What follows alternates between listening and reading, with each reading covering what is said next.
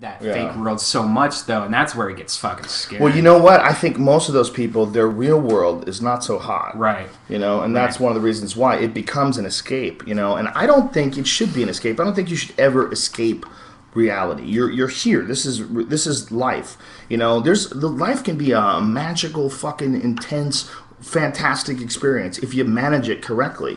But if you just want to escape all the time, I've got to think that you're probably fucking up in this life, and that's imbalanced. You know, the people that always want to go, and it's like the same thing with like video games. Like, remember I told you about this dude? There was this dude who used to be the manager at the Comedy Store that was addicted to EverQuest, just completely addicted. 8, 10, 12 hours a day, lost everything, lost his job, lost his life. He just was so pale. You would see him, he was so pale. Looked like he never saw sunlight. Like he would order in food and never leave the fucking house for days.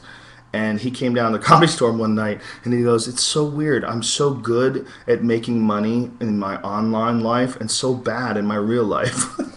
Like, he was starting to realize that, like, he's a fucking loser in this life because he's excited and puts all of his passion and energy into this other life. But that's just really because this other life is a new and exciting thing, you know, a new and artificial thing, and he can control it from his computer without dealing with emotions and dealing with all the, you know, the fears and anxieties that the real world presents. But the reality is, if we lived life in a computer screen and we were offered the real world as a video game, the real world would be so much more fantastic. You know, we just don't think of it as being fantastic because we're so goddamn used to it. You know, if we lived life in a computer monitor, and that's how you were when you were born, and then one day someone said, you know, "Hey, we've developed this new game that allows you to go outside." And you go outside and you can actually get laid, and you can go and have a real drink, and you feel it. You do a real shot of Jack Daniels, and you go, "Holy shit, this is real! I can't believe it!" You know, you go get laid for real, and you drive a car for real. You'd be like, "Dude, the real world is the fucking shit." You would never want to play video games. The reason why we want to play video games is because it's a world that we can control completely independent from all the pros and cons of this solid world, completely independent of the emotions and the insecurities and all the shit that we all experience but we don't like. But the reason why we experience insecurities and anxiety and anger, these are all like little chemical signals to guide you towards a proper life.